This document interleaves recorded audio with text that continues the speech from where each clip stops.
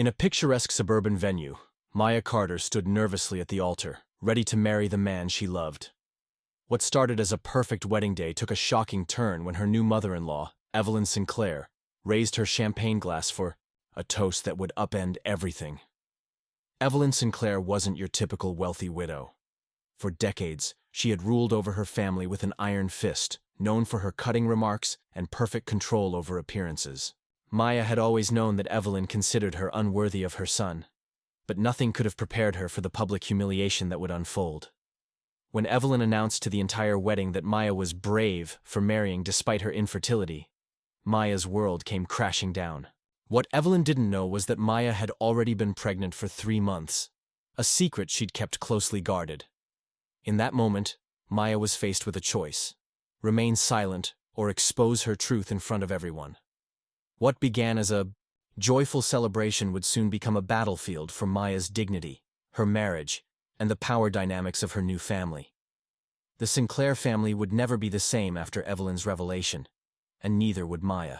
Before we jump back in, tell us where you're tuning in from, and if this story touches you, make sure you're subscribed, because tomorrow I've saved something extra special for you. The late afternoon sun dipped low over the manicured gardens of the Sinclair estate, casting golden light over ivory tents and crisp linens. Clinking glasses, gentle jazz, and the low hum of laughter filled the air. It was the kind of wedding Maya Carter had once dreamed of as a child. Graceful, intimate, a touch too expensive. But now, seated at the long head table with her hand resting softly over her barely there bump, Maya felt an odd sort of stillness inside her. Peaceful, quiet, a secret blooming beneath the surface. She glanced sideways at Daniel, her husband now, who looked flushed with joy, fingers nervously tapping his champagne flute. His brown eyes crinkled when he smiled at her. She smiled back, warmth rising in her chest. Whatever challenges lay ahead, they'd chosen each other. They'd made a promise. Across from them, Evelyn Sinclair stood with the self-assurance of someone who never questioned whether a room was hers to command.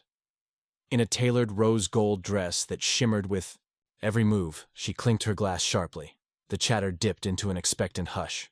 "If I could have everyone's attention," Evelyn began, her voice silken but loud enough to slice through the tent, "I'd like to say a few words in honor of my beautiful new daughter-in-law." Maya stiffened just slightly. Evelyn hadn't spoken to her since the ceremony, not more than a polite nod. Lena, seated to Maya's right, gave her a sidelong glance, the kind that said, "Brace yourself." Evelyn raised her glass. Marriage is no small thing. It's a joining of families, of hearts, of legacies. There it was. Legacies. But what makes today so special, she continued, is not just the union we celebrate, but the courage it took to get here. Daniel shifted in his seat. Evelyn's eyes flicked toward Maya, and her smile widened with a practiced sadness. Maya has faced unimaginable challenges, particularly with her health, and yet she stands here today, choosing love, choosing my son, despite the heartbreaking reality that they may never start a family in the traditional sense. The silence was instant, a pause, just long enough to let the words settle like dust over silk. Maya's breath caught in her throat. The room swam. Somewhere to her left, a glass clinked too hard and cracked. "She is brave," Evelyn finished, voice trembling with faux emotion, "and we welcome her with open arms," to Maya and Daniel. The applause that followed was scattered, uncertain. Guests looked around as if trying to gauge the proper reaction. Maya's heart pounded so hard it drowned out everything else. Daniel said nothing. Lena was the first to react. "What the hell was that?" she whispered, rising from her seat. Maya, frozen, stared at the centerpiece. A perfect bouquet of lilies and pale roses, white, delicate, and suddenly suffocating. "Excuse me," Maya said faintly, standing. She didn't wait for anyone. She slipped from the table, down the side of the tent, her vision tunneling. Outside, cool air wrapped around her like a shawl. She walked blindly toward the grove of elms near the edge of the estate, where lanterns hadn't been hung and the music was a far-off echo. She leaned against the trunk of a tree, hands shaking. Her fingers brushed over her stomach. Her hidden truth. 3 months.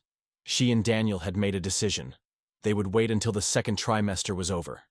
They'd wanted a quiet joy, something sacred. A moment of peace before the world's opinions crashed in. But now, silence was being twisted into shame. Back at the tent, Lena found Evelyn by the dessert table. "That was disgusting," she hissed. Evelyn didn't flinch. "I was honoring her. No, you were humiliating her." "I was being honest," Evelyn said coolly. "It's not a crime to acknowledge reality." "You don't know anything about her reality," Lena snapped, stepping closer. "You just wanted to remind everyone who runs this family. Who gets the last word?" Evelyn tilted her head. "And perhaps you should remember who's married into it." "Believe me, I know exactly what Maya married into," Lena spat, then stormed off. At the head table, Daniel sat paralyzed. His hands were clasped in front of him, the champagne untouched. A groomsman leaned over and whispered something. Daniel didn't respond. Finally, he rose and walked toward the elms. He found Maya there, curled on a bench, staring blankly ahead. "Maya," he began softly. She didn't look at him. "Did you know she was going to say that?" "No, I swear. I had no idea. She called me infertile in front of 120 people. Daniel faltered. She was trying to celebrate me?" Maya's voice cracked. Don't do that." Daniel sat beside her, but didn't reach for her hand. The silence was thick. "You said we'd wait," Maya whispered. "You promised." "I didn't tell her anything," he said. "But she's your mother-in-law now." She thought she was helping. Maya turned slowly to face him. "Do you believe that?" He hesitated. Too long. The air around them felt colder now. The laughter from the tent had resumed, but it was distant, detached. Like the celebration was already a memory neither of them could return to. "She did this to shame me," Maya said. "And you let it happen." Daniel opened his mouth but said nothing. What could he say? "She'll keep doing it," Maya continued, voice growing steadier. "She's going to keep twisting everything unless someone stops her." He looked down. "I don't want to choose between you and my mother." "Then you already have." The words settled like stones between them. After a moment, Maya stood. She wiped her eyes, took a long breath, and squared her shoulders. "I'm not going to let her rewrite my story," she said. Daniel looked up. "What does that mean?" "It means I'm deciding when and how people know the truth. Not her. Not you. Me." And with that, she walked back toward the light of the tent, her spine straight, her chin lifted. A bride, yes, but more than that. A woman with fire stitched into her bones. Behind her, the whispers were already growing. The silk sheets rustled softly as Maya shifted beneath them, her body aching from the weight of yesterday's betrayal more than from the long wedding ceremony. Sunlight filtered through the gauzy curtains of the honeymoon suite, touching everything gently, like it didn't know that peace had left the room the moment Evelyn Sinclair raised her champagne glass and whispered poison into the microphone. Maya's eyes blinked open. For a moment, she imagined it had been a dream. Evelyn's toast, the gasps, the eyes boring into her as though she were a character in a tragedy they had no choice but to pity. But her stomach churned with that same dull ache of humiliation, and she knew it had all happened. Every word, every whispered reaction, every accusatory glance. Beside her, Daniel stirred, his arm brushing her shoulder. "Morning," he said softly, leaning in to kiss her cheek. She turned away before he could. "Don't," she whispered. The silence that followed wasn't sharp. It was dull, soaked with discomfort and guilt. "Maya." I didn't know she was going to say that. "That's the problem, Daniel," she said, sitting up and wrapping the sheet around her. "You never know what she's going to say, and you never stop her from saying it." Daniel sighed, rubbing his face with both hands. "Can we not do this right now? It's the day after our wedding." "You're right," Maya said, slipping out of bed. "Let's pretend it didn't happen. Like I did last night while people whispered behind their napkins and avoided looking me in the eye." "Maya, She walked into the bathroom and closed the door before he could finish.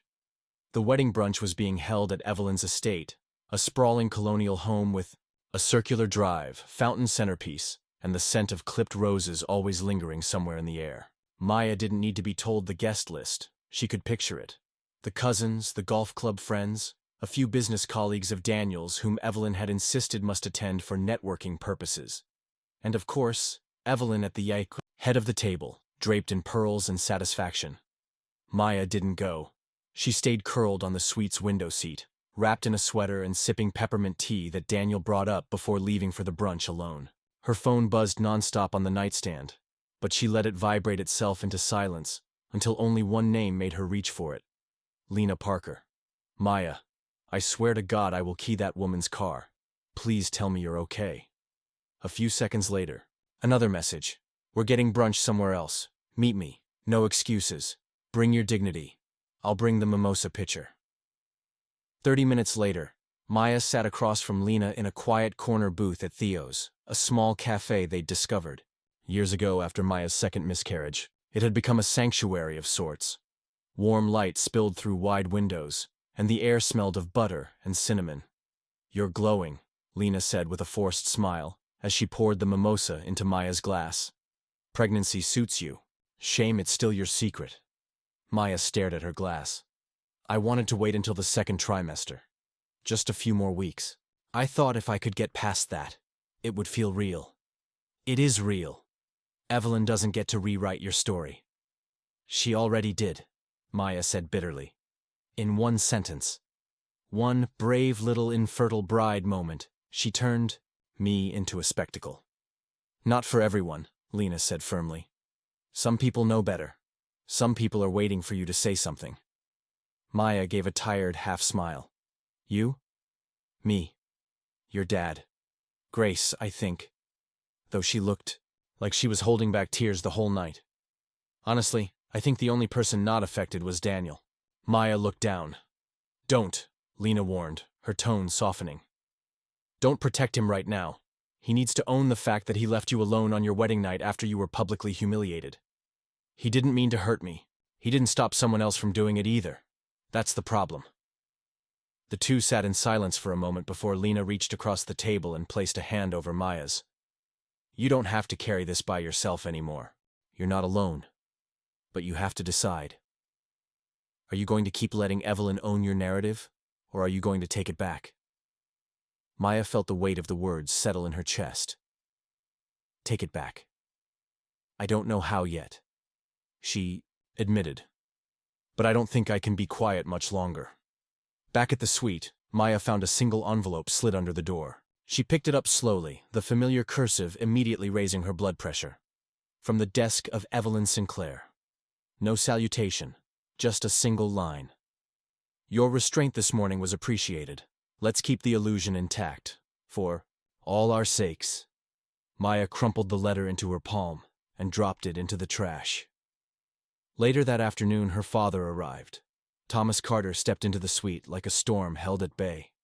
Calm, dignified, but pulsing with restrained anger. He embraced Maya wordlessly, holding her a second longer than necessary.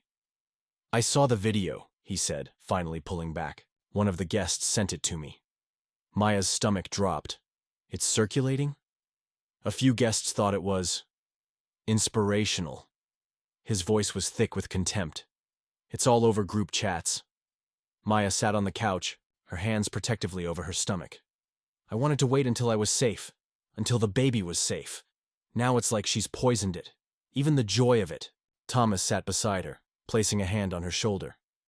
That woman, she's not your family. Not truly. You owe her nothing. She's Daniel's mother. Then Daniel needs to remember who he married, and you need to decide what you're going to do next. I'm not sure I'm strong enough. You are, he said firmly. But if you need help, I'll get it. I've dealt with people like her before, Maya. People who think power gives them the right to hurt others and still control the room afterward. Evelyn chose a public setting to humiliate you. That's not a mistake. It's strategy. And people like that, well, sometimes they need to be reminded they're not untouchable. Maya looked up at her father. What are you suggesting? I'm not suggesting anything. Yet. But if you want to talk options, I know a few good lawyers who specialize in defamation. Just saying. That night, Maya visited her OB/GYN, Dr. Aaron Lee, in the quiet of his private office after hours. She had texted him earlier in the day, asking for reassurance, something to ground her. He agreed to see her immediately. Dr. Lee was gentle, methodical, and always calm, an anchor in her chaotic world.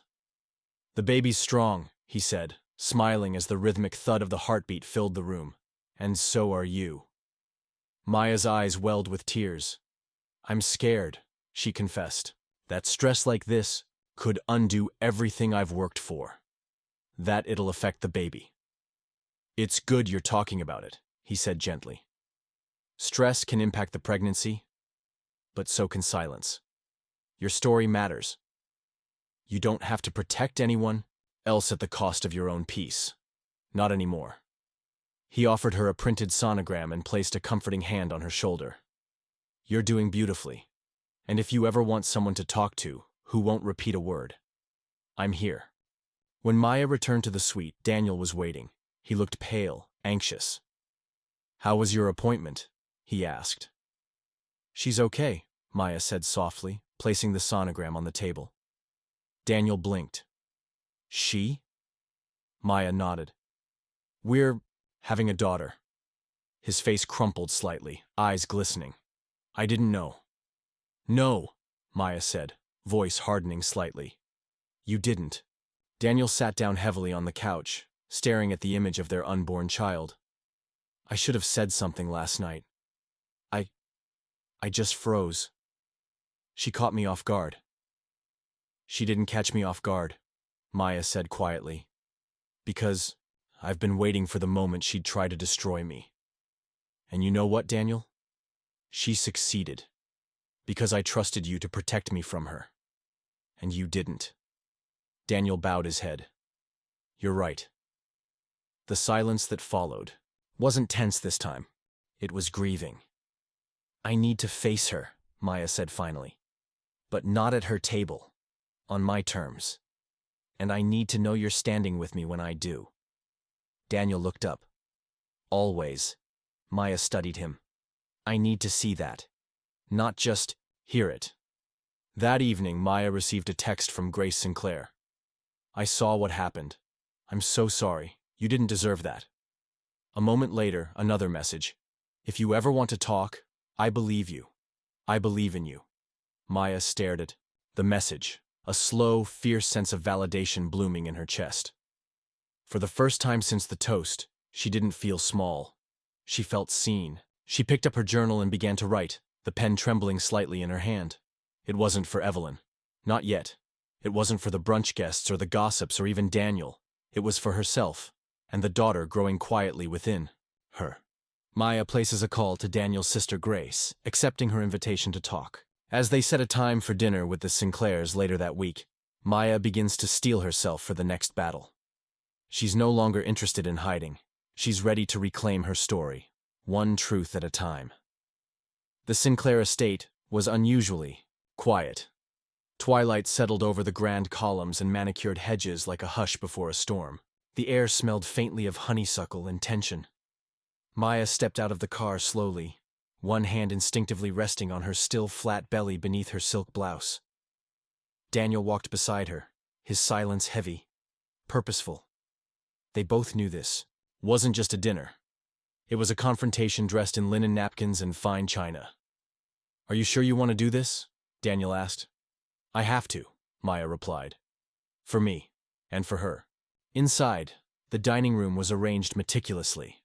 Low candlelight, white orchids, crystal stemware. It was the sort of curated perfection Evelyn Sinclair thrived on. But even as Maya entered, she could feel something different. Not warmth, not welcome. Control, barely leashed. Evelyn stood at the head of the table, wearing a sleek navy gown, her expression unreadable. "Maya, Daniel, so glad you could join us." Grace rose from her seat, giving Maya a quick, warm hug. "You look beautiful," she whispered, and Maya nodded, grateful for the ally in the room.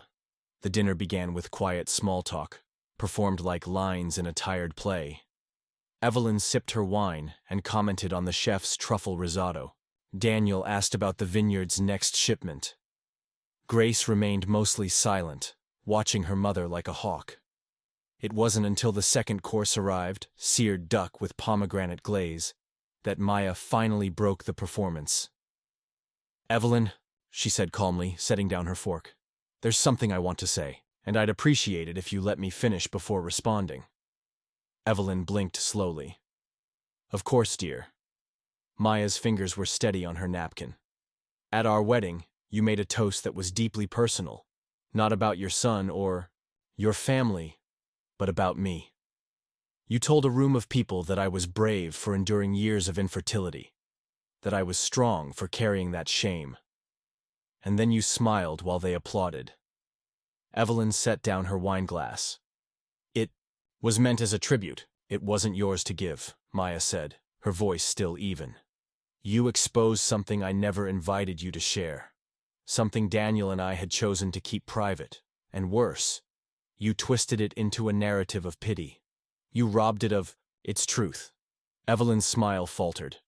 "Maya, you've misunderstood. People were moved. They were touched. They were entertained," Maya replied. "You turned my pain into dinner theater." A tense silence stretched across the table. "Maya," Daniel began, but she shook her head. "I'm not finished." Her eyes locked on Evelyn's. "You have a reputation for control. You like to orchestrate things, events, people, even your son. But I'm not yours to orchestrate. I'm not a prop in your story. And neither is this child." Evelyn's eyes flicked to Maya's stomach, then back to her face. "You're pregnant." "Yes," Maya said, standing slowly. "And you will not weaponize this child the way you tried to weaponize my grief." Evelyn's composure cracked for just a moment, a flicker of something feral beneath her polished veneer. Grace stood too, her voice clear. "I told you, Mother. You went too far, and you're not going to get away with it this time." "This is a family matter," Evelyn snapped. "Exactly," Maya said, lifting her chin. "And I am family, whether you like it or not." Evelyn rose from her seat with sharp grace. "You come into my home, accuse me of, what? Loving you too openly? Speaking of the obvious? Do you know how many people were impressed by your resilience?" "I don't want to be impressive," Maya replied. "I want to be respected. And you don't get to tell my story. You don't get to claim it." The room hung in that moment, suspended between fire and fracture. "I will not apologize for celebrating your strength," Evelyn said coldly. "You didn't celebrate it," Maya said. "You stole it." After the dinner, the tension lingered like smoke. Maya and Daniel walked silently to the car. Inside, Maya exhaled slowly. "Proud of you," Daniel said after a beat. "That was powerful." "She'll never change," Maya replied. "But I didn't do it for her. I did it for me, and for this little one." Daniel reached across the console, lacing his fingers with hers. "I know I've let you down," he said quietly. "More than once, but I want to do better. Be better." Maya looked at him, uncertain. "Words are easy." "Then let me show you. Starting now." The next day, Maya posted a photo on her private social media account. Just the sonogram and a caption. "Sometimes silence isn't strength. Sometimes the bravest thing you can do is speak. We're growing something beautiful. My story. Our baby." The response was immediate. Lena was the first to comment. "Yes. Tell it your way. Your story, your power. I love you." Grace followed. "Can't wait to meet my niece. She's got her mother's fire already." Dozens of private messages poured in, some from wedding guests, apologizing for not speaking up. Others were women Maya hadn't heard from in years, sharing their own struggles with loss, infertility, shame. Preparing and narrating this story took us a lot of time, so if you are enjoying it, subscribe to our channel. It means a lot to us. Now back to the story. One stood out. "Hi, Maya. We met briefly at the wedding. I was seated near your cousin. I just wanted to say thank you. I've been trying for 3 years. Your courage gave me some today." Maya cried quietly in her kitchen, hand over her heart. This was why she spoke. Not for revenge, for reclamation. Later that week, Evelyn's PR assistant, Yes, she had one. Reached out. Mrs. Sinclair would like to clarify the intent of her wedding toast with a joint statement. She believes the media buzz around the incident is misunderstanding her warmth and respect for you. Maya declined. There would be no statement, no spin, no shared narrative. She didn't need Evelyn's endorsement. She wasn't a brand. She was a woman. Flawed. Whole. Growing.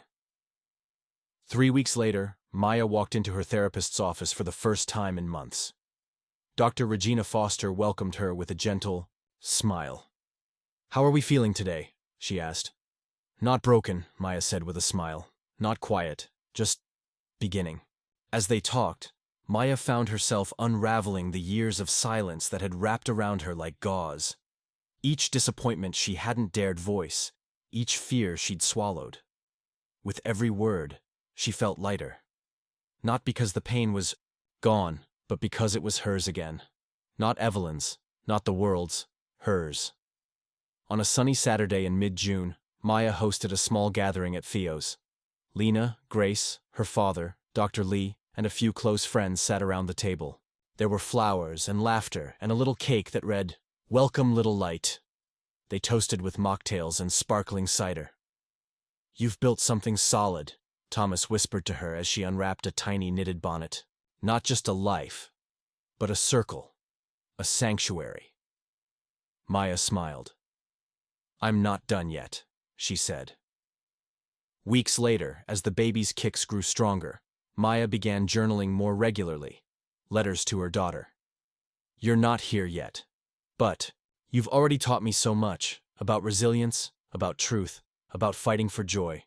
You are not born of silence. You are born of strength, of defiance, of love. And no matter what stories others try to write, this one, this life, is ours." 6 months later, on a crisp December morning, Maya gave birth to a healthy baby girl. They named her Elena Grace, a nod to strength and kindness, fire and dignity. As she held her daughter in her arms for the first time, Maya knew this was what Evelyn could never touch. This sacred, hard-won moment. This fierce little heart beating because Maya had refused to stay small. Daniel wept as he held them both. Evelyn sent flowers to the hospital. No card. Maya didn't send a thank you. Some closures aren't wrapped in bows. Some are simply the choice to move forward. Unapologetically, powerfully, and without looking back. Winter fell softly on the city, its hush like a benediction. Snow framed the windows of Maya and Daniel's new home. A modest brick townhouse with creaking floorboards and light that spilled through tall windows in golden stripes. Inside, warmth reigned. The scent of lavender oil, the faint hum of jazz, and the occasional gurgle of baby Elena cooing from her bassinet near the fireplace. Life had become quieter. Not simpler, but richer in a different way. Still, beneath the lull of motherhood and healing, Maya felt something unfinished, not unresolved grief. She had made peace with that. Not rage. She had let that burn itself out. It was something else. A thread that tugged at her even as she rocked Elena to sleep or folded little onesies in the nursery. Maya realized one day, as she read over her old journal entries, what the feeling was. She had reclaimed her story, but she had never truly told it. It began small. She contacted her college friend Marisol, now a podcast producer with a growing following for her series, Voices We Bury, a show about women and the narratives stolen from them. "I think I'm ready to speak," Maya said one afternoon over the phone. Elena slept on her chest in a soft sling. "On my own terms." Marisol's voice lit up. "Maya, that's huge. You sure?" "No," Maya said, smiling. "But I'm going to do it anyway." The interview was recorded in Maya's living room, with Marisol seated cross-legged on the couch and a portable mic on the coffee table. Daniel took Elena out for a walk, understanding Maya needed the house to herself for this. They began with small talk, and then the red light blinked on. "Tell me," Marisol said softly. "What did they get wrong?" Maya took a breath. "Everything." She told the whole story, not just the wedding, but the years before, the months of trying, the invasive procedures, the unhelpful platitudes, the nights she lay in the dark, hollowed by grief. Her husband's hand holding hers but unable to fill the silence that infertility carved between them. She spoke of Evelyn, of the toast, of that moment when the applause felt like a cage slamming shut. But she didn't make Evelyn a villain. She spoke of nuance, of pain, of power. It wasn't just what she said, Maya explained. It was the certainty that she had the right to say it, that my silence was public property. And, you decided to take it back, Marisol said. No, Maya corrected. I decided to speak. That's different. The episode aired 2 weeks later, titled, "The Toast That Wasn't Yours." It went viral within days. Listeners flooded the comments. She said everything I've been screaming inside my head. I felt seen for the first time in years. I didn't know how to explain the pain of someone else narrating your trauma. Now I do. Not everyone approved, of course. A few critics called it performative, or vengeful. Maya didn't read those. She didn't need to. Because something extraordinary happened. Women began telling their own stories. Under the hashtag #Sought4MyVoiceFirst, thousands shared experiences of miscarriage, infertility, loss, grief, and resilience. Stories told not for sympathy, but for solidarity. Maya became a reluctant figurehead. She never asked for a platform, but now that she had one, she used it, carefully, fiercely. And then Evelyn called. Maya stared at the phone ringing in her hand for a long time. She let it go to voicemail. An hour later, a text came. "You've made quite the name for yourself. We should talk. This has gone far enough." Maya stared at the words. She felt neither anger nor fear, just clarity. She responded simply, "It's gone just far enough to finally begin." Daniel, to his credit, had changed. He attended therapy, not just for Maya, for himself. He learned to speak without defensiveness, to listen without fixing. Most importantly, he stopped trying to manage Evelyn's behavior. "She's still my mother," he said once, during a long walk with Maya through the park. Elena napped in the stroller between them. "She's not mine," Maya replied gently. "And she doesn't get to mother our narrative." He nodded, understood. It was the kind of agreement that once would have taken a fight. Now, it took trust. One afternoon, Grace dropped by with a stack of photos, old family albums Evelyn had handed down during a rare gesture of outreach. Grace flipped through them while Maya nursed Elena on the couch. "Here," Grace said, holding one up. "Evelyn, 1983. Pregnant with me." Maya studied the black and white photo. Evelyn looked impossibly young, radiant. But there was something in her eyes, an echo of the same longing Maya had seen in herself once. The photo told a story Evelyn had never shared, of hope, of fear, of becoming. "She never talked about her pregnancy," Grace murmured. "She never gave herself permission to," Maya said. "So she tried to rewrite mine." They both stared at the photo a moment longer. "I think she's more broken than cruel," Grace said. Maya didn't disagree, but she also knew it didn't excuse anything. Months passed. Maya launched a small writing workshop for women healing from silence. They met weekly, virtually at first, then in person. They didn't talk about grammar or publishing. They talked about ownership. Each session began with a simple prompt. What wasn't yours, but was taken anyway? The answers were raw. Names, narratives, marriages, bodies. One woman wrote about her father announcing her miscarriage during a family toast. Another wrote about a church leader who used her story as a sermon illustration without consent. They didn't aim to be polished. They aimed to be real. And when the pieces were ready, they published a zine. Hand-stapled, printed on recycled paper, titled Whispers Uncut. It sold out in 2 weeks.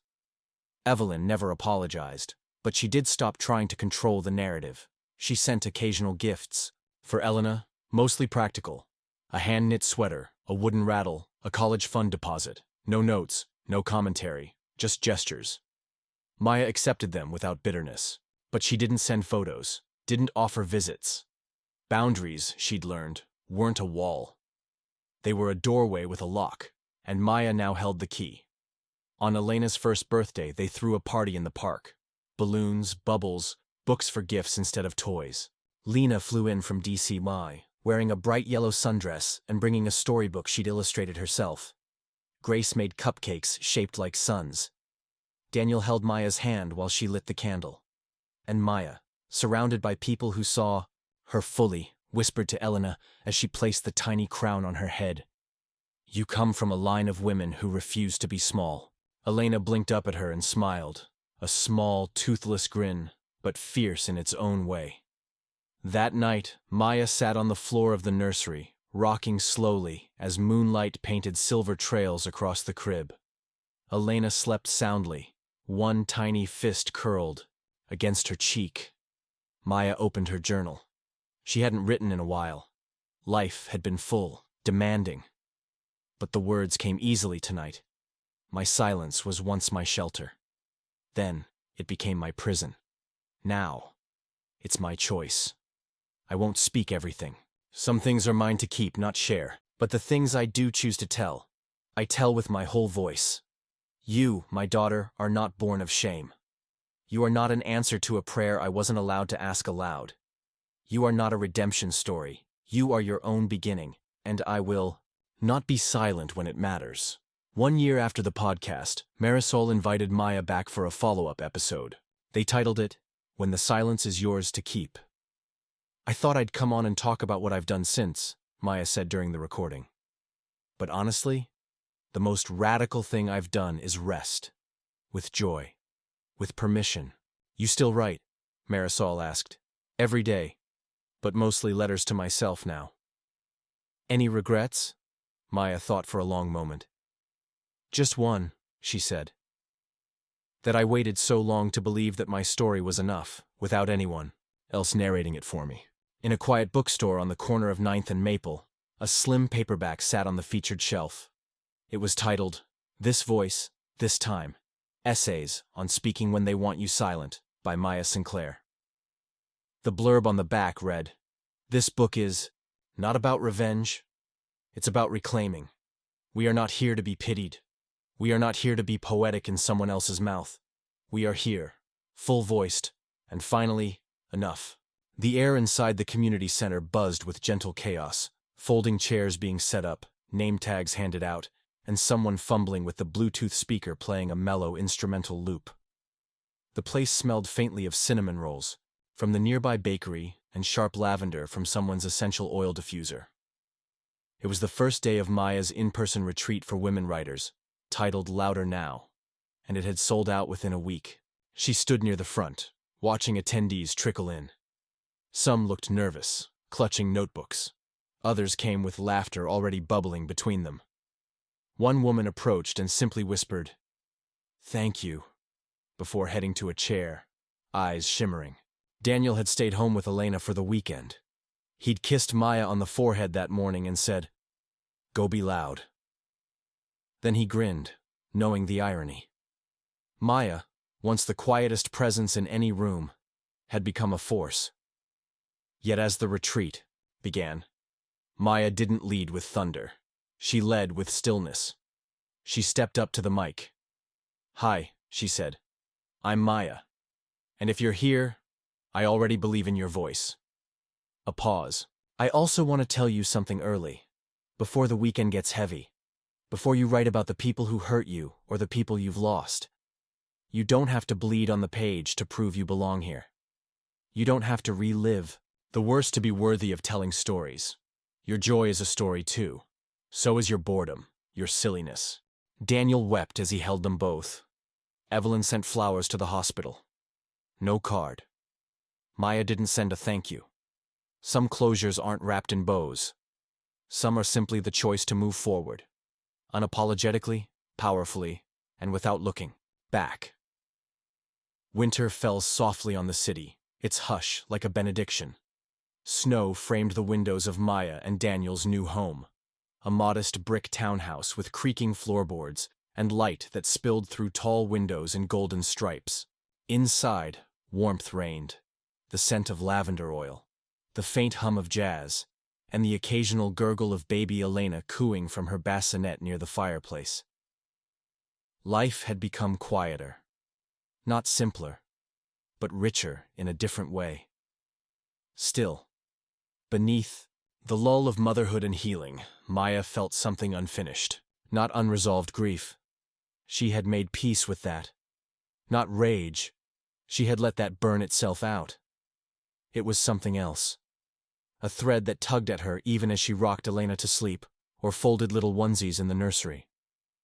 Maya realized one day, as she read over her old journal entries, what the feeling was. She had reclaimed her story, but she had never truly told it. It began small. She contacted her college friend Marisol, now a podcast producer with a growing following for her series, Voices We Bury, a show about women and the narratives stolen from them. "I think I'm ready to speak," Maya said one afternoon over the phone. Elena slept on her chest in a soft sling. "On my own terms." Marisol's voice lit up. "Maya, that's huge. You sure?" "No," Maya said, smiling. "But I'm going to do it anyway." The interview was recorded in Maya's living room, with Marisol seated cross-legged on the couch and a portable mic on the coffee table. Daniel took Elena out for a walk, understanding Maya needed the house to herself for this. They began with small talk, and then the red light blinked on. "Tell me," Marisol said softly. "What did they get wrong?" Maya took a breath. "Everything." She told the whole story, not just the wedding, but the years before, the months of trying, the invasive procedures, the unhelpful platitudes, the nights she lay in the dark, hollowed by grief. Her husband's hand holding hers but unable to fill the silence that infertility carved between them. She spoke of Evelyn, of the toast, of that moment when the applause felt like a cage slamming shut. But she didn't make Evelyn a villain. She spoke of nuance, of pain, of power. "It wasn't just what she said," Maya explained. "It was the certainty that she had the right to say it, that my silence was public property." "And you decided to take it back," Marisol said. "No," Maya corrected. "I decided to speak. That's different." The episode aired 2 weeks later, titled "The Toast That Wasn't Yours." It went viral within days. Listeners flooded the comments. "She said everything I've been screaming inside my head." I felt seen for the first time in years. I didn't know how to explain the pain of someone else narrating your trauma. Now I do. Not everyone approved, of course. A few critics called it performative, or vengeful. Maya didn't read those. She didn't need to. Because something extraordinary happened. Women began telling their own stories. Under the hashtag #Sought4MyVoiceFirst, thousands shared experiences of miscarriage, infertility, loss, grief, and resilience. Stories told not for sympathy, but for solidarity. Maya became a reluctant figurehead. She never asked for a platform, but now that she had one, she used it. Carefully. Fiercely. And then Evelyn called. Maya stared at the phone ringing in her hand for a long time. She let it go to voicemail. An hour later, a text came. "You've made quite the name for yourself. We should talk. This has gone far enough." Maya stared at the words. She felt neither anger nor fear, just clarity. She responded simply, "It's gone just far enough to finally begin." Daniel, to his credit, had changed. He attended therapy, not just for Maya, for himself. He learned to speak without defensiveness, to listen without fixing. Most importantly, he stopped trying to manage Evelyn's behavior. "She's still my mother," he said once, during a long walk with Maya through the park. Elena napped in the stroller between them. "She's not mine," Maya replied gently. "And she doesn't get to mother our narrative." He nodded, understood. It was the kind of agreement that once would have taken a fight. Now, it took trust. One afternoon, Grace dropped by with a stack of photos, old family albums Evelyn had handed down during a rare gesture of outreach. Grace flipped through them while Maya nursed Elena on the couch. "Here," Grace said, holding one up. "Evelyn, 1983. Pregnant with me." Maya studied the black and white photo. Evelyn looked impossibly young, radiant. but there was something in her eyes, an echo of the same longing Maya had seen in herself once. The photo told a story Evelyn had never shared. Of hope, of fear, of becoming. She never talked about her pregnancy, Grace murmured. She never gave herself permission to, Maya said. So she tried to rewrite mine. They both stared at the photo a moment longer. I think she's more broken than cruel, Grace said. Maya didn't disagree, but she also knew it didn't excuse anything. Months passed. Maya launched a small writing workshop for women healing from silence. They met weekly, virtually at first, then in person. They didn't talk about grammar or publishing. They talked about ownership. Each session began with a simple prompt. What wasn't yours, but was taken anyway? The answers were raw. Names, narratives, marriages, bodies. One woman wrote about her father announcing her miscarriage during a family toast. Another wrote about a church leader who used her story as a sermon illustration without consent. They didn't aim to be polished. They aimed to be real. And when the pieces were ready, they published a zine. Hand-stapled, printed on recycled paper, titled Whispers Uncut. It sold out in 2 weeks. Evelyn never apologized, but she did stop trying to control the narrative. She sent occasional gifts. For Elena, mostly practical. A hand-knit sweater, a wooden rattle, a college fund deposit. No notes, no commentary, just gestures. Maya accepted them without bitterness. But she didn't send photos, didn't offer visits. Boundaries, she'd learned, weren't a wall. They were a doorway with a lock, and Maya now held the key. On Elena's first birthday, they threw a party in the park. Balloons, bubbles, books for gifts instead of toys. Lena flew in from DCY, wearing a bright yellow sundress and bringing a storybook she'd illustrated herself. Grace made cupcakes shaped like suns. Daniel held Maya's hand while she lit the candle. And Maya, surrounded by people who saw her fully, whispered to Elena as she placed the tiny crown on her head. You come from a line of women who refuse to be small. Elena blinked up at her and smiled, a small, toothless grin, but fierce in its own way. That night, Maya sat on the floor of the nursery, rocking slowly as moonlight painted silver trails across the crib. Elena slept soundly, one tiny fist curled against her cheek. Maya opened her journal. She hadn't written in a while. Life had been full, demanding. But the words came easily tonight. My silence was once my shelter. Then it became my prison. Now, it's my choice. I won't speak everything. Some things are mine to keep, not share. But the things I do choose to tell, I tell with my whole voice. You, my daughter, are not born of shame. You are not an answer to a prayer I wasn't allowed to ask aloud. You are not a redemption story. You are your own beginning, and I will not be silent when it matters. 1 year after the podcast, Marisol invited Maya back for a follow-up episode. They titled it, When the Silence is Yours to Keep. I thought I'd come on and talk about what I've done since, Maya said during the recording. But honestly, the most radical thing I've done is rest. With joy. With permission. You still write? Marisol asked. Every day. But mostly letters to myself now. Any regrets? Maya thought for a long moment. Just one, she said. That I waited so long to believe that my story was enough, without anyone else narrating it for me. In a quiet bookstore on the corner of 9th and Maple, a slim paperback sat on the featured shelf. It was titled, This Voice, This Time. Essays on Speaking When They Want You Silent, by Evelyn Sinclair.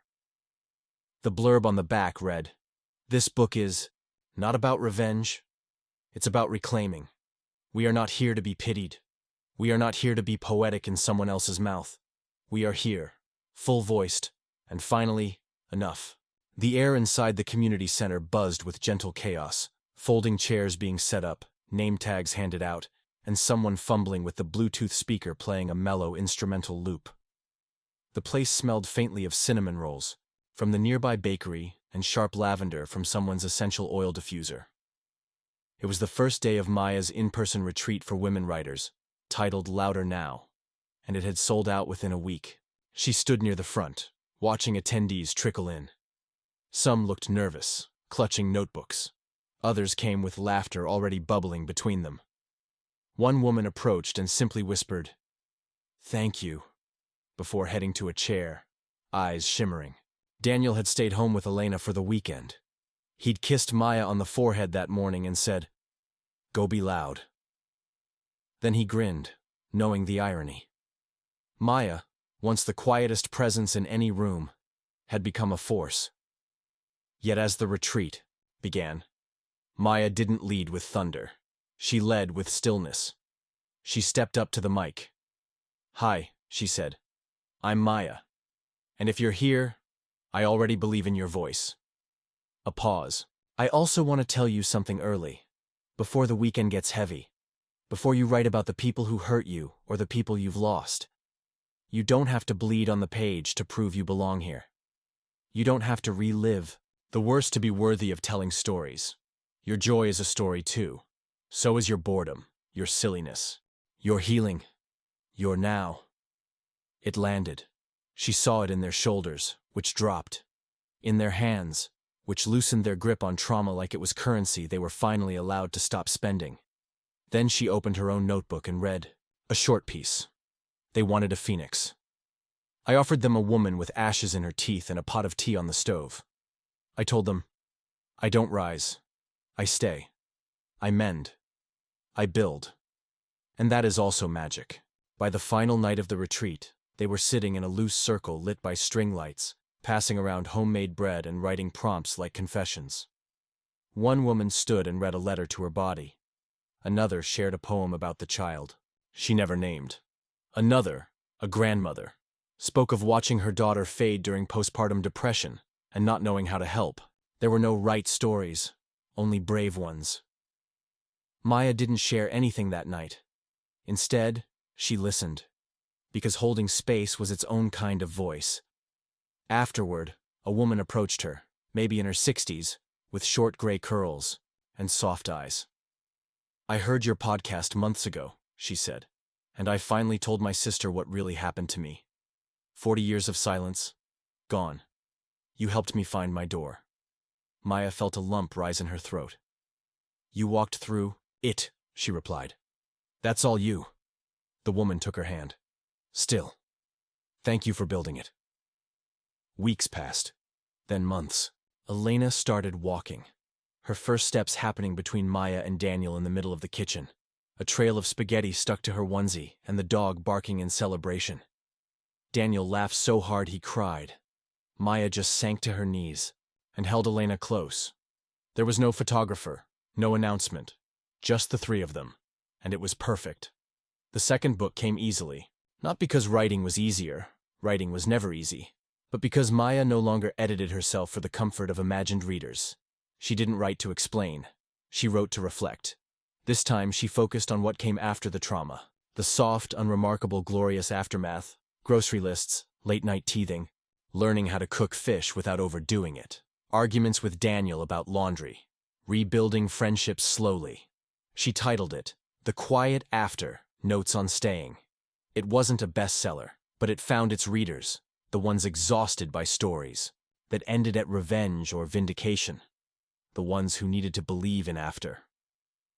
At one book event, a young man stood up during Q&A. "How do you forgive someone who never says sorry?" Maya took her time before answering. "I stopped waiting for them to say sorry. I started grieving the apology I would never get. Then I let that grief go. And in the space it left, I grew something better than forgiveness. I grew freedom." Grace married her girlfriend in a tiny ceremony on the coast. Maya officiated, wearing a navy blue jumpsuit and a crown of baby's breath. Evelyn didn't attend, but she did send a card. Inside was written, "I hope you find a love that never makes you smaller. I'm still learning how not to shrink others to fit my comfort." Maya and Grace read it together, then they burned it, not out of hate, out of release. "Some things," Grace said, "are better as smoke."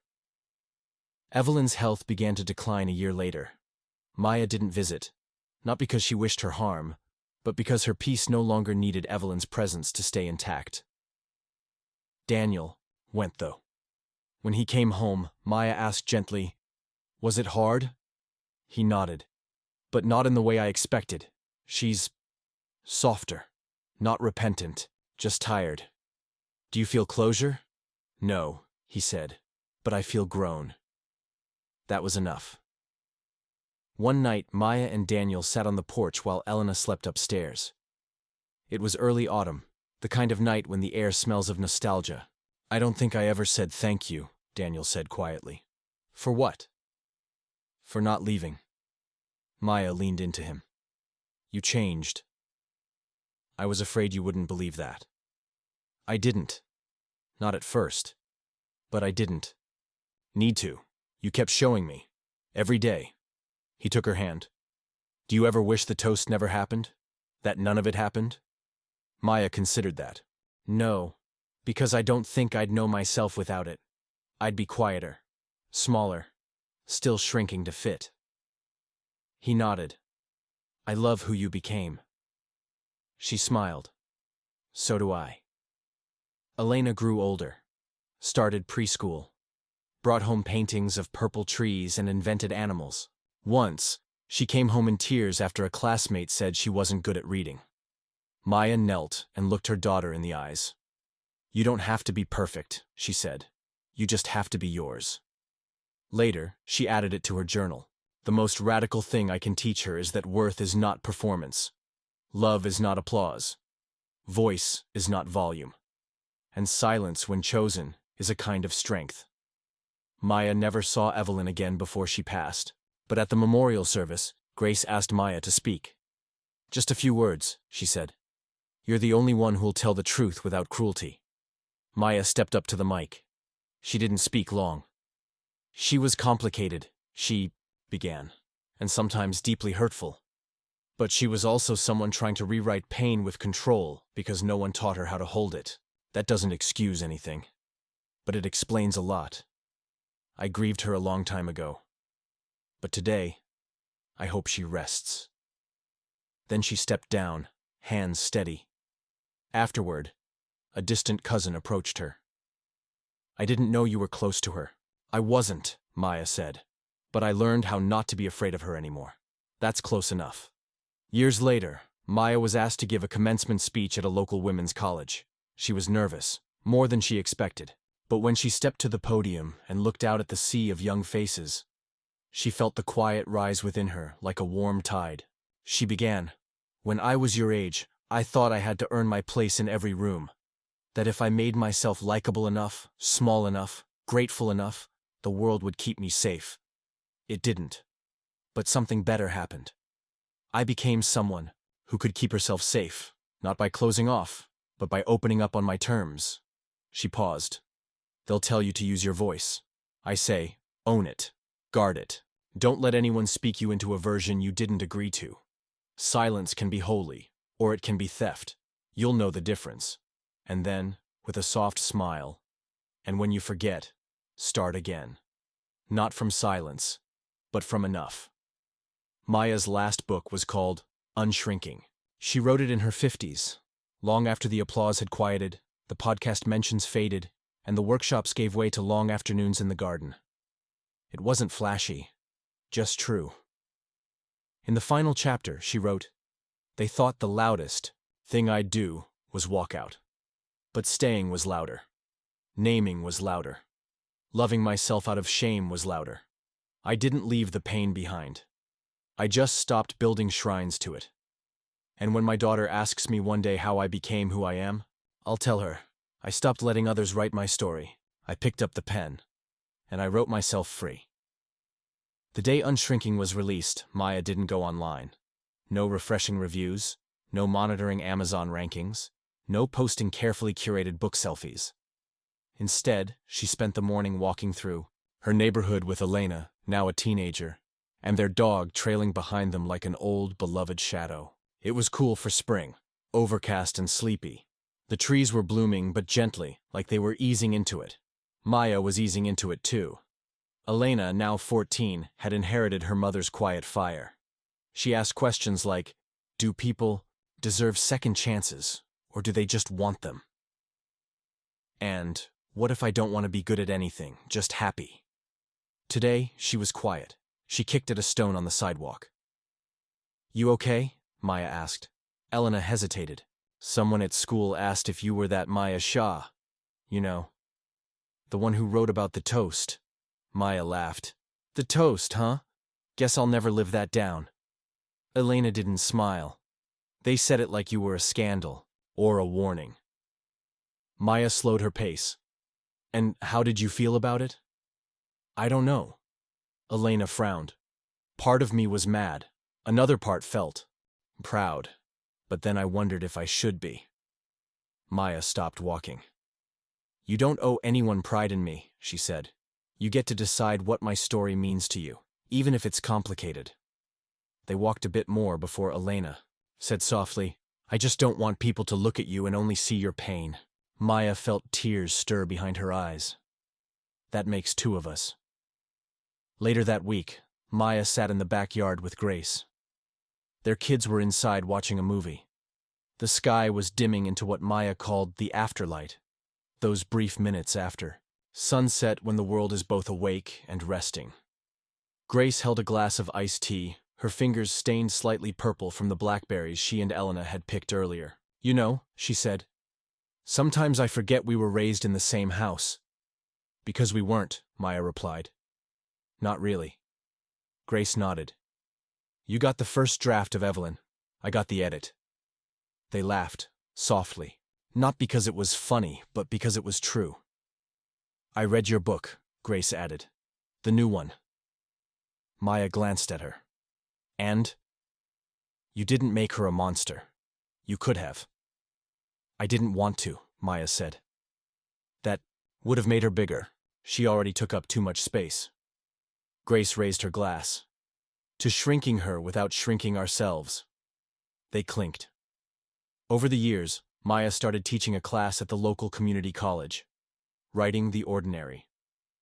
Students always signed up expecting to produce memoirs full of tragedy or poetic essays about survival. What they got instead was Maya assigning pieces like, describe a dinner table without using any food words. Or, write a one-page letter to the version of you who stayed. One student, a boy named Luis, once asked, why do we write about small things? Maya replied, because the world is built from small things. And if we don't name them, someone else will. Sometimes she brought Elena to class. Not to teach, just to sit. Sometimes Maya caught her daughter watching the students, listening closely. You're good at this, Elena told her once on the drive home. I'm good at staying, Maya said. Evelyn's house was sold to a young couple who turned it into a bed and breakfast. Maya drove by once. The porch had been repainted, the ivy trimmed, the mailbox replaced. She didn't feel sad, not even wistful. If anything, she felt like an old tree that had finally outgrown the pot it was once planted in. One autumn, Daniel suggested they take a trip, just the two of them. They went to New Mexico, rented a tiny adobe house on the edge of a canyon. Maya packed 2 books, a notebook, and a sweater she had owned since college. Daniel brought snacks, a camera, and the same cologne he'd worn when they first met. On their second night, they sat on the porch and watched the stars. I don't think I ever asked you this, Daniel said. Do you think we made it? Maya leaned back in her chair. Through the toast, or through the last 20 years? Both, he said. She smiled. We didn't make it. We're still making it. He reached for her hand. That's fair. They didn't speak for a while, just listened to the desert breathe. Then Maya said, sometimes I think about that girl in the red dress at your party, the one who kept laughing at nothing. I wonder if she knew what she started. Daniel winced playfully.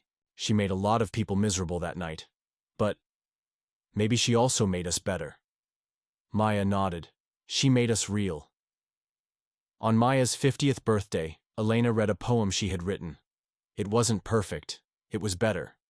She stood on a small stage in their backyard, candlelight flickering behind her, and read, You taught me that leaving is not the same as escaping. That forgiveness is not surrender. That being loud doesn't always mean shouting, and that the strongest people are the ones who name themselves before the world does. Maya wept. Not because it was beautiful, but because it was safe. Elena had grown up in a house where rage didn't echo off the walls, where silence was a choice, not a punishment, where love didn't mean erasing yourself. Maya hadn't saved her daughter from pain, but she'd given her tools. That was enough. Sometimes Maya still got messages from strangers, emails, letters, occasional DMs. They said things like, "I left because of you. Your words were a map I didn't know I needed. You taught me I could be loud without being cruel. Thank you for showing what staying on your own terms looks like." Maya answered a few, not all. She'd learned not everything needed her energy. One afternoon, Maya visited the library where she used to study in college. She wandered through the aisles, touching spines, remembering the quiet girl who had once come here trying to disappear, between paragraphs. Near the memoirs section, she found an old copy of Letters to the Woman I Was. Worn, underlined. The checkout card in the back had a dozen stamps. She smiled, whispered, "Good job, little book." Then she returned it to the shelf, like placing a stone on a grave. She never wrote another memoir after unshrinking. Instead, she turned to fiction. Quiet little stories about gardeners and grandmothers and women who walk away from things that no longer serve them. The books didn't win awards, but book clubs loved them. So did librarians. Once a reporter asked her why she stopped writing big stories. Maya laughed and said, "Small is a luxury. It's what I fought for." Near the end of her 60s, Maya hosted one final retreat. Smaller this time, fewer attendees, more nature, less programming. She called it the Enough Gathering. No keynotes, no hashtags, just tea, blankets, and long walks. At the end of the weekend, one attendee, a retired nurse, stood up and said, "This is the first space I've been in where I didn't feel like I had to prove my hurt." Maya placed a hand over her heart. "That's the kind of legacy I want." In the quiet years, Maya wrote letters. To herself. She kept them in a box labeled Ongoing. One letter read, "Dear Maya, you did it. Not perfectly, not painlessly, but fully. You took silence and turned it into song. You stopped mistaking gratitude for surrender. You taught your daughter how to be whole. And most of all, you stayed true. That was always the loudest thing you could do." She passed peacefully one spring morning. No drama, no headlines, just Daniel holding her hand. Just Elena, now a writer herself, reading softly beside her. The final book she left behind was a collection of essays, untitled. The last page held only one sentence: "I was here, fully." Elena read her mother's words at a local reading series 1 year later. She stood tall, voice clear, unwavering. Then she closed the book, looked up, and said, "My mother once said the loudest thing she ever did was tell the truth. I think the loudest thing she ever did was keep living after it." The audience stood, not because Maya was famous, but because she was free. And that, in the end, was always the point. After Maya's passing, the world didn't stop. The dishes still needed washing. Bills still came. Rain still fell on Tuesday mornings. Elena found this comforting, in an odd way. Her mother had taught her that endings were never neat. Grief, like most truths, was a spiral, returning, reshaping, softening over time. The week after the memorial, Elena walked through Maya's home, now her home, and touched everything gently, as though the walls might speak. In the writing room, the windows were cracked open, letting in jasmine-scented air. On the desk, Maya's last journal, a ceramic mug with chipped glaze, a stack of envelopes marked Ongoing in her looping script. Elena sat, let herself cry, not for the loss, but for the fullness of it all. Her mother had not lived easily, but she had lived completely. That mattered. She picked up the top envelope from the box. It was addressed to whoever comes after me. Inside, "If you're reading this, you are brave, whether you know it yet or not. I hope you remember that quiet is not the absence of sound, but the presence of peace. I hope you find softness without apology. And I hope you know, surviving is not your whole story. Living is." Elena placed it back. She'd read them all eventually. Just not yet. In the months that followed, people continued to visit the house. Not out of obligation, but longing. Students Maya had taught. Friends from her early writing days.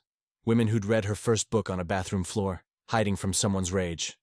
Each visit was its own ceremony. They brought stories, baked goods, flowers from their gardens. Some brought silence. One woman, a therapist in her 60s, sat in the living room for almost an hour without saying a word.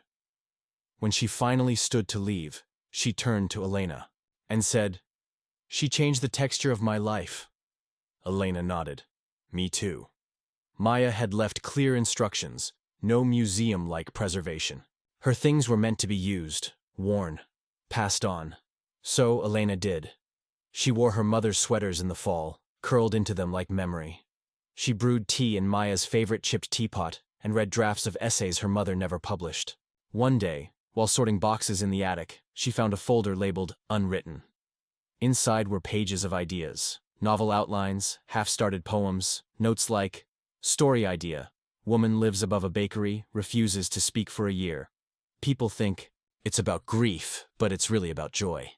And, "What if forgiveness isn't an act, but a place we build?" And, "Begin again. Every morning if you must." Elena copied that last one onto the whiteboard near her desk. Begin again. Her own writing career blossomed in quiet, intentional ways. She published a book of essays about memory, about mothering, about the inheritance of both tenderness and rage. Reviewers called her voice gracefully sharp and saturated with generational wisdom. One wrote, "It's as though Maya Shah cracked the earth and Elena showed us what grew from the fracture." Elena smiled at that. It wasn't untrue. But what the reviewer didn't see was the cost. There were still days she ached. Days she wanted to call Maya and ask, "How did you do this? How did you keep your voice steady when the world wanted you silent?" But then she'd hear her mother's answer in memory, dry and warm. One page at a time, one truth at a time. That's all. She kept the house open, for artists, for retreats, for anyone seeking sanctuary. She renamed it the middle of everything, because that's what Maya always said life was. Not the start, not the end, but the part where we figure out what matters and fight to hold on to it. Every guest left something behind. A painted rock with "Stay Loud" written on it. A handwritten poem tucked in the bookshelf. A quilt embroidered with stories in thread. The house became what Maya had been. A container for complexity. A place that welcomed the too-muchness of life.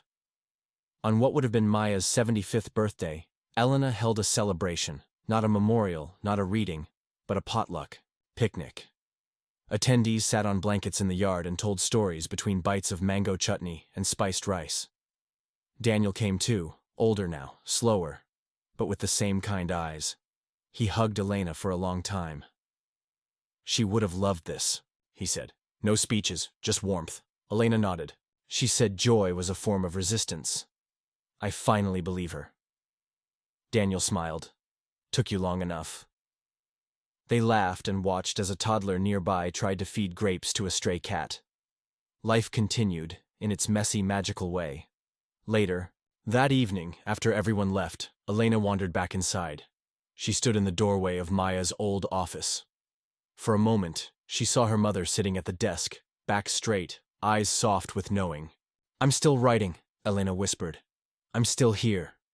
The ghost of Maya didn't reply, but the room felt fuller somehow, as if the afterlight had found its way inside again. A year passed. Then two. One spring morning, Elena received an invitation. A publisher wanted to compile a collection of Maya's unpublished essays and letters. They called it The Loudest Thing. Elena agreed, but asked to write the introduction. In it, she wrote, "My mother taught me that stories save lives, but only if we tell the whole truth. Not just the neat version. Not just the wounds, but the surviving and the living that follow."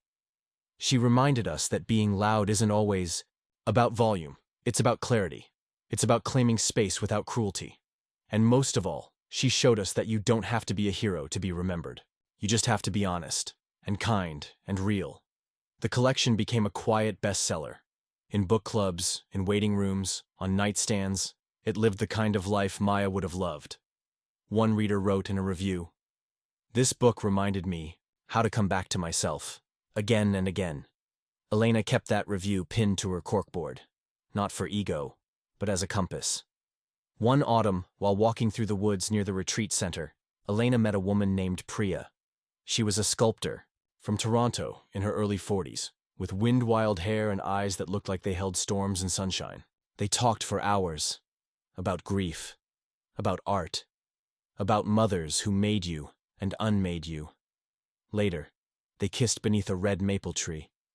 Later still, they planted bulbs in the garden together. Love didn't feel like fireworks anymore.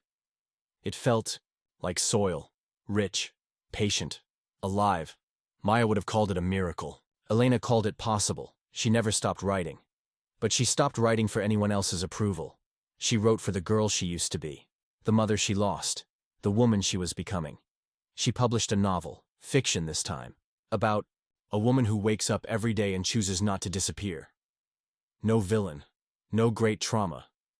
Just the ordinary courage of staying. The dedication read, "For Maya Shah, who taught me that the truth doesn't have to roar. It just has to echo." Years later, a young writer asked Elena, "How do you know when you've made it?" Elena smiled. "You don't. You just keep making it. Every morning, every page. That's the work. That's the joy." And in the quiet hours, when no one was watching, she'd still read her mother's letters. One stood out, dated 2 years before Maya's death. "Dear Elena, I hope you always know the difference between being needed and being whole. I hope you find a love that doesn't ask you to shrink. And I hope, no matter where life takes you, you always return to yourself with kindness. You are not my legacy. You are your own. But oh, how proud I am to be part of your story." On Maya Shah's 100th birthday, Elena, older now, silver threads in her hair, still wearing her mother's cardigan, sat by the sea with her own daughter. They watched the waves. The girl, just 10, asked, "What did Grandma Maya sound like?" Elena closed her eyes. "She sounded like a deep breath before truth, like turning a page you didn't think you were ready for." The girl nodded solemnly, then added, "I think I sound like her." Elena smiled. "You do, and I hope you keep getting louder." It had been 10 years since Maya Shah passed, 20 since Elena found her voice again. And now, at 53, Elena found herself returning, not to the beginning, but to the quiet in-between. She was building something. Not metaphorically, literally. The old barn behind the middle of everything had been unused for decades. A sagging skeleton with ivy, ribs and a leaking roof. Elena had passed it hundreds of times. But one day in early spring, with snow still lingering in shady corners of the field, she stood before it with a sudden certainty. This would become the echo room. A place for voices to return to themselves. She hired local workers, artists and craftspeople who understood texture and meaning. They salvaged the bones of the barn, sanding and sealing the wood with care. Skylights were cut into the roof. A circular hearth was added to the center, surrounded by wide cushions and mismatched chairs. Shelves were built to hold books, journals, tools. The walls were painted soft earth tones, but one, left blank. A guest wall, to be filled with words, drawings, small truths scrawled in charcoal or ink or chalk. Above it, Elena hung a sign, "Say something true." When the echo room opened, it wasn't with fanfare. It began with 3 people. A widow who hadn't spoken to her son in 5 years, a poet who only wrote anonymously, and a teacher on the edge of quitting. They sat by the hearth, drank tea, read to each other from dog-eared notebooks. No one was required to share. No one was turned away. Soon, word spread. People came from cities, small towns, across borders. Some came to write. Some to sit silently in a chair and remember who they were before the world asked them to be small. One woman walked inside, stared at the guest wall, then wrote in bold black marker, "I am still here." Another wrote beneath it, "Me too." In time, a rhythm formed. Mornings were quiet, meditation, tea, free writing. Afternoons were for community, readings, workshops, circles that held stories like clay, something to be shaped, not judged. Evenings, the hearth glowed. They called it fire hour. No phones, no lights but flame and stars, just voices, sharing, fragments of truth. One night, a man read a letter to his teenage self. Another time, a teenager read a letter to the father who'd never hear it. And once, Elena stood beside the fire, hands steady, voice low. I used to believe pain made me real. Now I know love does. No applause, just warmth. And nods. Priya, now Elena's partner of nearly a decade, had carved out her own space, nearby. A greenhouse studio full of clay and wild herbs. They lived together in the old house, waking with the sun, tending to what they called the garden of the still becoming. Their days weren't perfect. They bickered over laundry, took turns forgetting appointments, worried sometimes about the world outside their refuge. But they held each other through it. They laughed. They built. They remembered to say thank you, even when nothing grand had happened. Once, during a particularly stubborn thunderstorm, they sat by candlelight reading aloud from Maya's letters. One ended with, "Love is not always the answer, but it's the question worth asking first." Priya looked at Elena and said, "That's what you do, you know. Ask the right questions." Elena smiled. "Maybe. Or maybe I just finally stopped running from the answers." They didn't have children of their own, by choice and by time. But the world sent them many. There was Zara, the sharp-eyed non-binary poet who arrived during the coldest January with only a duffel bag and a story they couldn't yet tell. After 3 weeks, they left a note on the guest wall. "The silence here is louder than what hurt me." That's a good thing. There was Jonah, a carpenter's apprentice who stayed to rebuild the deck, but ended up staying 6 months because the air here is kinder. And of course, Lena, Elena's daughter. Now grown, fierce, and luminous, studying social work in Boston. She visited often, calling Maya Nani like always, telling Elena stories of her own students, her own battles. Once, she looked at the echo room and said, "You built what she dreamed." "No," Elena replied. "I just cleared the way." The legacy was no longer Maya's alone. It had spread, like pollen, like stories, like firelight across faces. Maya's posthumous collection, The Loudest Thing, had become part of high school curricula in some places. Quotes from her essays appeared on murals, protest signs, Instagram bios. But Elena rarely spoke of that. She focused on the now. The real. The difficult beauty of maintaining something living. She gave readings when asked. She taught short courses on writing toward wholeness. She turned down a lucrative book deal when the publisher asked her to focus more on trauma for marketability. Instead, she self-published a book called Soft Armor, a series of prose poems about surviving in a world that profits from numbness. Critics called it radically gentle. That felt right. One spring, a storm knocked out power for 3 days. Instead of canceling echo room sessions, Elena and Priya hosted an open fire circle outside. Rain slicked the ground, but people came wrapped in scarves and stories. A young man named Malik stood and said, "This is the first time I've spoken in front of strangers without shaking." An elder named Ruth whispered, "It's because we're not strangers, we're listeners." The next morning, they found someone had written in charcoal across the guest wall, "This place teaches the body it is not too much." Time passed, as it does. The garden bloomed. People came and went. Elena grew older, slower in her steps, but not in her mind. She still wrote, every morning, not always for publication, sometimes just a line, a thought, a reminder. Begin again. Begin again. She kept Maya's journals safe, but she added to them.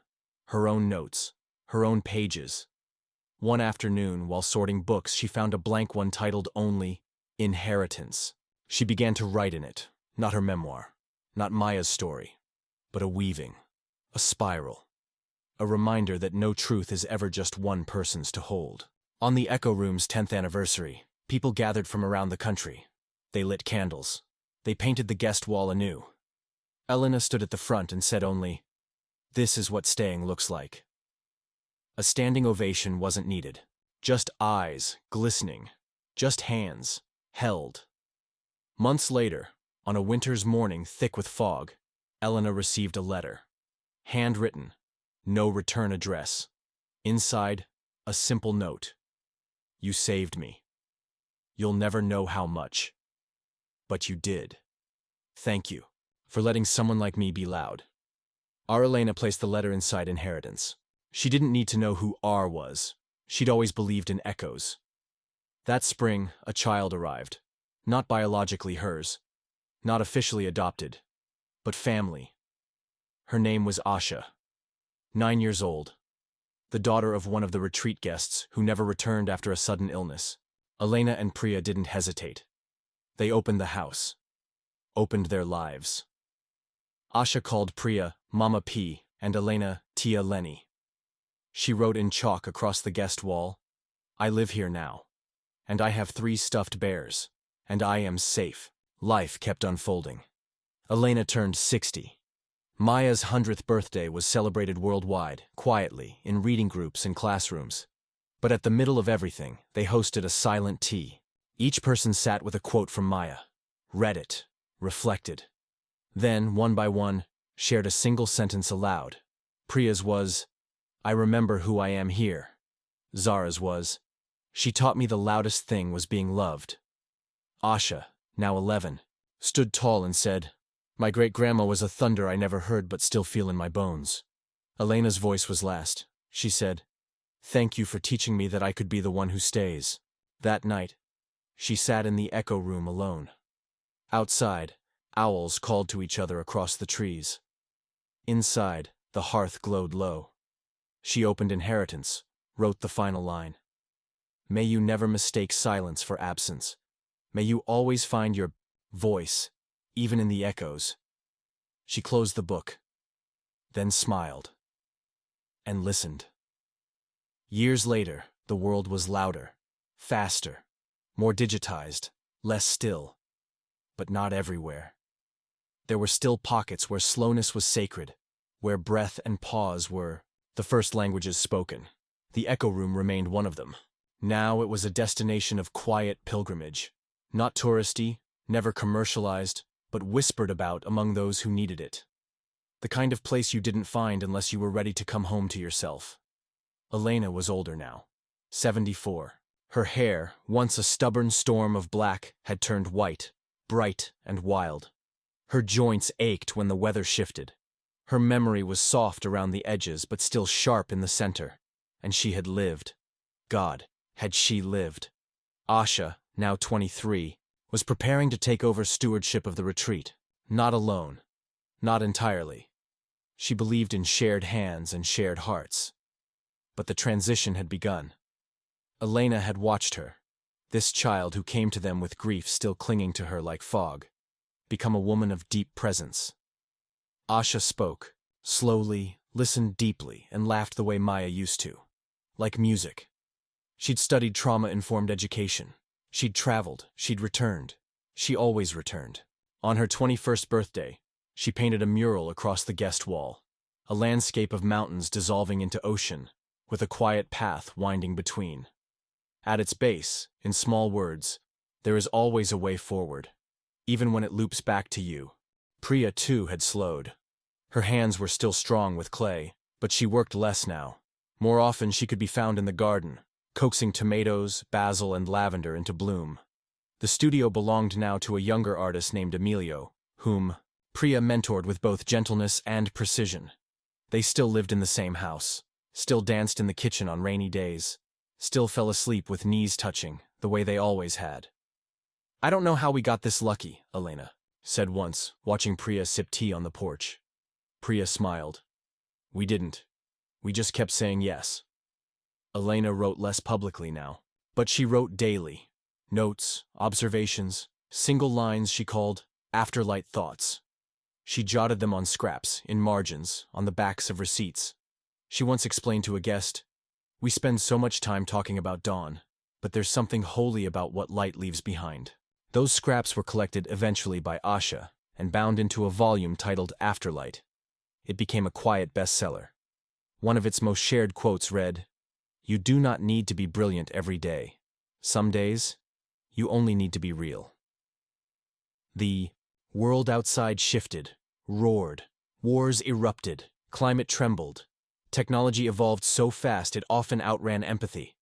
But Elena's legacy, Maya's before hers, wasn't meant to compete with noise. It existed to remind us what mattered beneath it. Students continued to come. Writers, parents, survivors, skeptics, healers. People who had been told they were too much. People who had been taught to make themselves small. They came and sat in silence, and left larger. One late autumn, with golden leaves crunching beneath her feet, Elena took a slow walk through the echo room. No one was there that morning, but the space was still full, of breath, of echoes, of things left unsaid, but deeply felt. She ran her hand along the guest wall, hundreds of names, quotes, swirls of color, a chorus. In one corner, in tiny scrawl, someone had written, "My mother never told me she loved me, but someone here did, and it was enough." Elena stood in front of that sentence for a long time.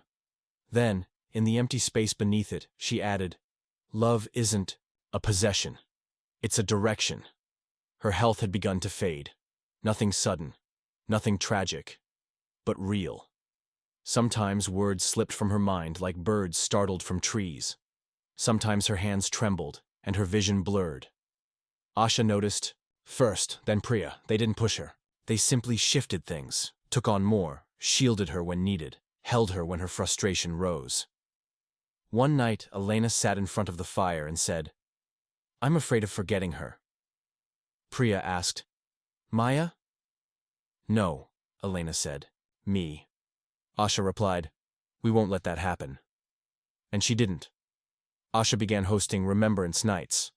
Not about grief, about presence. People would bring photos, artifacts, songs. They'd share memories not just of the dead, but of forgotten parts of themselves. One guest said, "I remembered who I was at 12 tonight."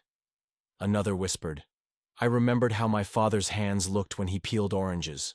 It wasn't nostalgia. It was restoration. As Asha said during one gathering, "You don't have to relive the pain. Just remember that you survived." Elena attended every session, until one winter, when she didn't. She passed on a snowbound morning, in her sleep, peacefully, her hands curled near her chest, a copy of Soft Armor on the nightstand, Priya beside her, breathing in rhythm until she realized the rhythm had changed.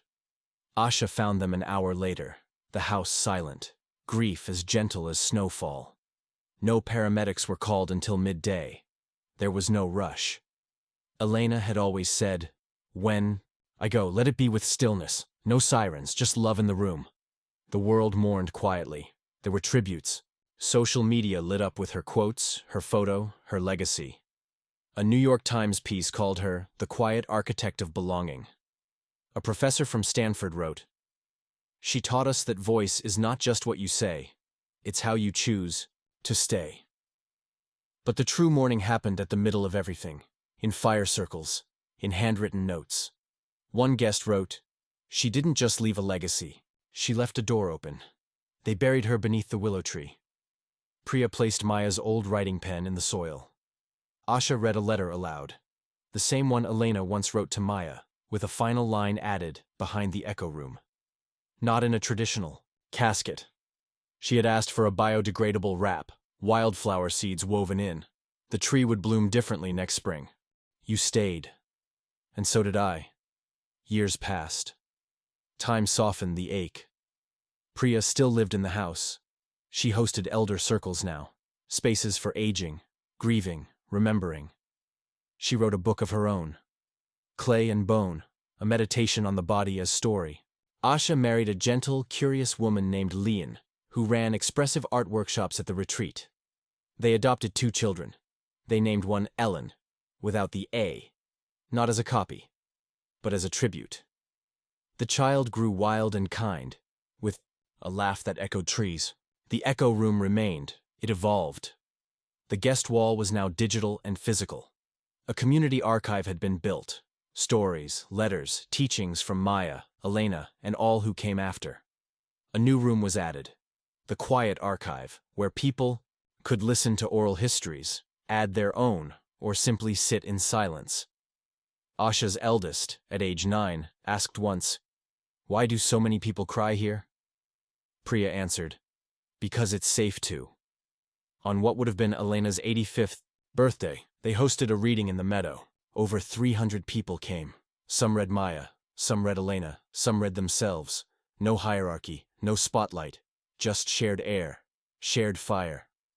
At the end, a child stood and recited from memory. "Begin again, begin again." Then they asked, "Who wrote that?" Asha smiled. "Elena Shah," she said. "But also, you just did."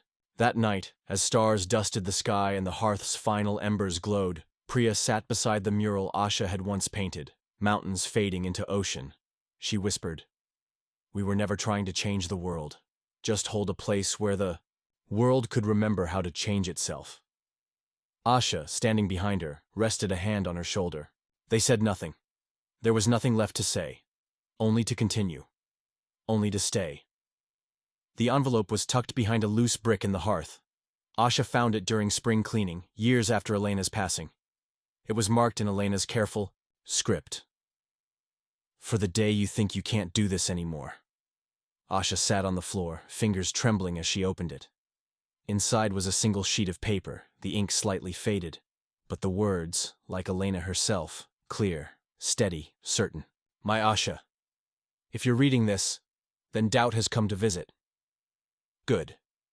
That means you care. I remember when you were 13, sitting under the sycamore, afraid your voice would never matter. Do you remember what I said? You don't need to be loud to be heard. You just need to be true. That's still true. You've built something beautiful.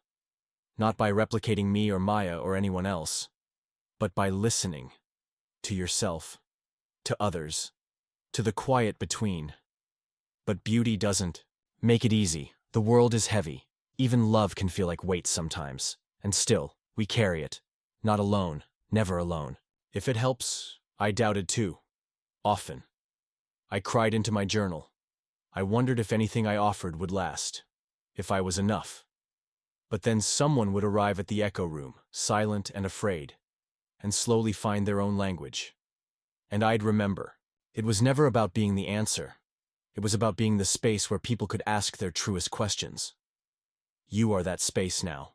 You, with your fierce kindness and the way you remember people's favorite tea. You, with the stories you carry and the new ones you've made. You, with your grandmother's eyes and your own wild courage. I am so proud of you, Asha. If today feels like too much, rest. That is part of the work too. But don't let doubt convince you that your softness is weakness. Your softness is a map, one that leads people back to themselves. Keep walking, keep opening the door. And when it gets hard, and it will, look to the tree behind the echo room, that willow. It holds us both now, root and root, reach and reach. I'll be there. Always. With love that never leaves, Elena. Asha folded the letter slowly, eyes wet, but heart steady. Outside, the retreat was quiet. A group of new guests had just arrived, their shoes muddy from the trail, their faces uncertain. She rose, tucked the letter into her pocket, and walked out to greet them. "Welcome," she said. "You've come to the right place." And they had. Because she was there. Because the work went on. Because love, real love, always does. Up next, you've got 2 more standout stories right on your screen. If this one hit the mark, you won't want to pass these up. Just click and check them out. And don't forget to subscribe and turn on the notification bell, so you don't miss any upload from us.